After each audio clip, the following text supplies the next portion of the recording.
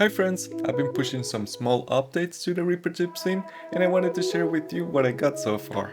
Now these aren't super flashy or something, but there's some really cool stuff in here and it's mostly just small details, fixes and optimization. I'm not covering everything in this video because it's a lot of stuff, but you can take a look at the full changelog in the description as well with instructions on how to update.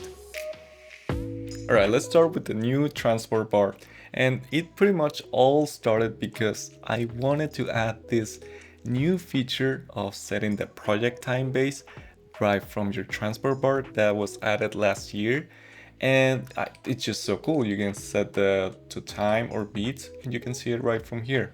I wanted that for the Reapertips theme. So I was looking at my transport bar and I was like, it's kind of all really floaty and it just inconsistent, and I wanted to take this opportunity to redesign it. So here's the before and here's the after. That's a new transport bar. Starting from the left, you will have your time selection, all this nicely contained in boxes where you can clearly see what's a time selection because of these little flags in here, and also the length of the selection right here. I found that really nice. And also you get these new buttons. I like this a lot, and I especially love how they look when they're active. For example, if I'm playing, I want something really bright and eye-catching that I know that something's playing.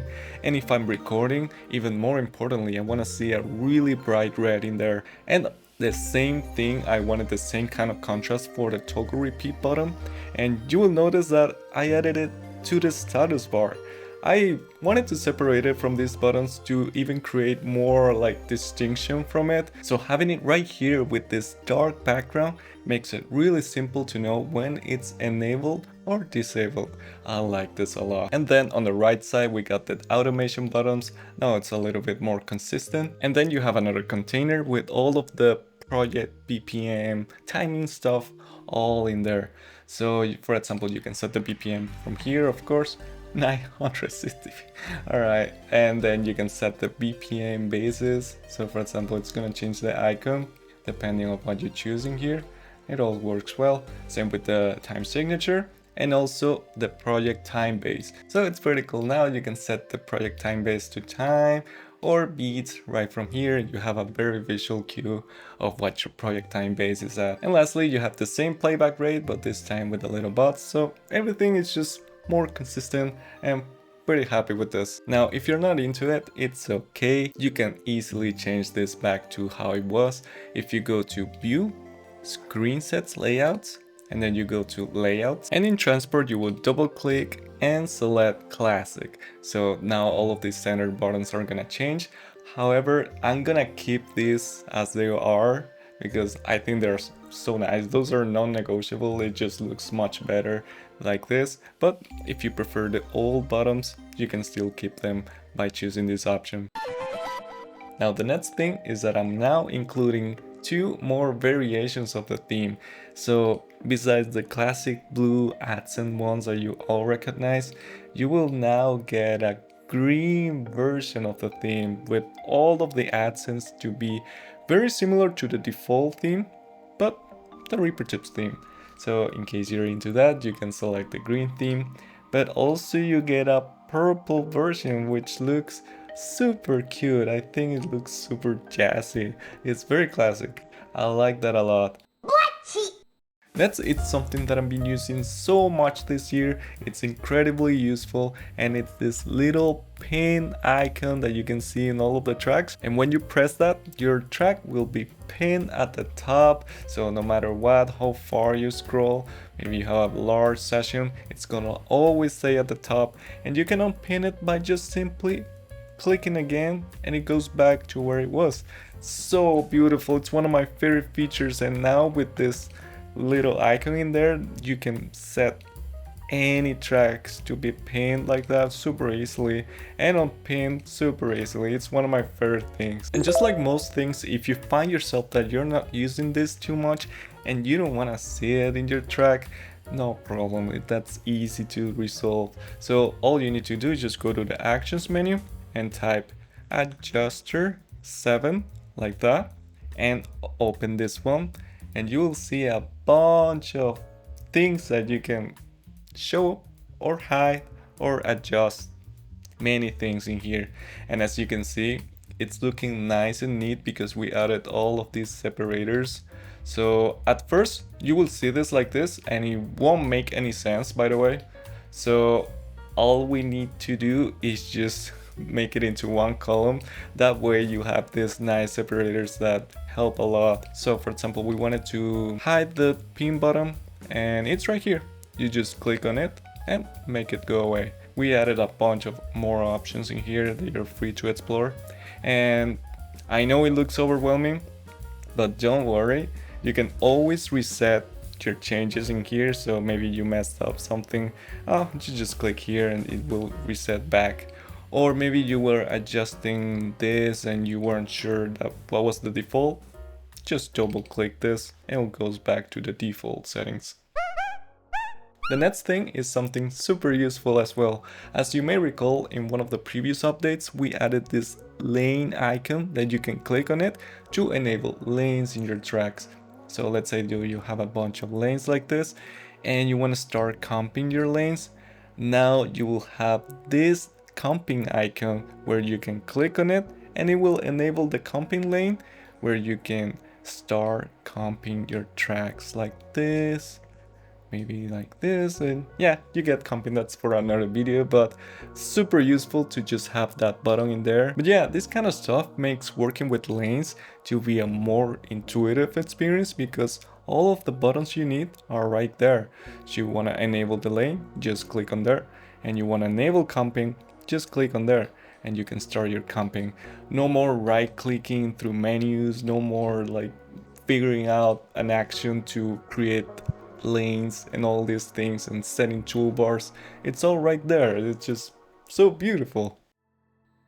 Another thing I wanted to show you is, well, let me go back to the previous theme so you can see how it looked. So if you go to the actions menu and you find theme adjuster, the regular one, this one, run it, and one of the options that you can set in here is adding a border around your folders like this. And I like to set it around the root folder, and I've always found this really cool. However, I also thought the execution was really poorly. Like, look at these lines in here not completing, and now with the new version you can set the borders around the folders and it's gonna fully extend like this, and it just looks so nice. So for example, if these were in a folder, they were called yellow, you will see the nice separation in between all of the folders. It's just very visually easy to understand when a folder starts and when a folder ends. And you can of course adjust the width of the borders with the v7 theme adjuster. You have it right here, border width, in case you want a little less or a little more. So something like that should work really well. Next, I polish all of the item buttons, and as you can see, here's the before and here's the after. Just made them a little bit more consistent. And if you don't know about item buttons, this is one of my favorite things about Reaper. So you can do a lot of things to individual items in Reaper. For example, you can change the volume, you can lock the item, mute it, add comments to it, and now you can also change the time base right from here, so you know if something is time or something's beats. So that's super cool. But not only that, you can also add effects to it. For example, you want to EQ just that item, there you go, you just add an EQ to that, or any plugin that you want. And also automation, this thing is crazy. Like, you can automate just a singular item, you can automate the pan, the gain, and all these things, even the pitch. How freaking cool is that? It's so good. And all these icons, you can find them in the preferences panel. If you go to the media item buttons, just make sure to enable whatever you want. So for example, I don't use this that much, but I do use these three, and this is how I usually have it. So pretty good. Good job. Now, some of you may or may not already know that we have two forms of narrow channels in the mixer. So one of them is a narrow, a regular narrow channel, and also a strip channel. And this is a normal channel, so you can see. And to get the strip channel, all you need to do is just right click on the track, then select track layout and select a strip like that. That's the narrowest form of a channel that we have going. So let me play something so you can see how it looks with the meter right there. So yeah, you still have your fader, your mute solo buttons. This is the narrowest that we can get it to be. Now the next narrow form, it's not super intuitive, but let me walk you through it. So you will go to the regular theme adjuster, so this one right here, open that, and then go to the mixer control panel. And so you can see there's 3 different layouts that you can configure independently. So I like to set layout C to be my narrow form. So for that, I'll just check these boxes where it says narrow form, and then check these two to show also numbers on the meters. By the way, this should be the default if you install the theme right now, but if for some reason it's not, you can copy these settings.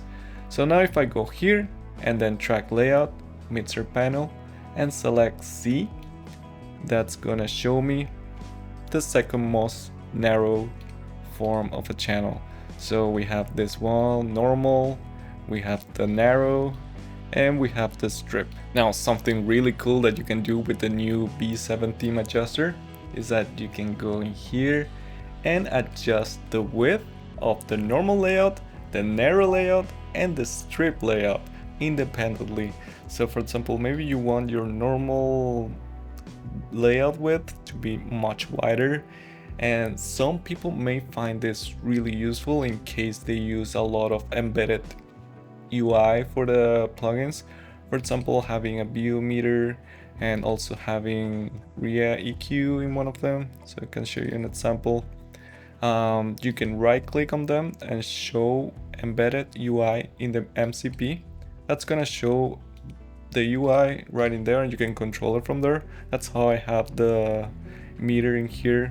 So yeah, this is very comfy to do all of your moves right here.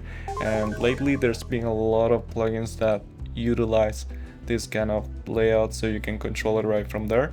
And the same thing you can do with all of the other layouts. So maybe you want a narrow form to be a little wider, or maybe you want the strip to be a little bit bigger so it shows the numbers like that. So yeah, you can fine tune the width of any of these layouts. Anyways, you're free to check out the full changelog in the description, and there's actually a major optimization thing that we did to this theme that is gonna make updating it a much of a breeze, and it's gonna make all the future layouts and customization work far easier, and I'm very excited for that. I hope you're excited for more updates. So I'll see you next time. Bye bye.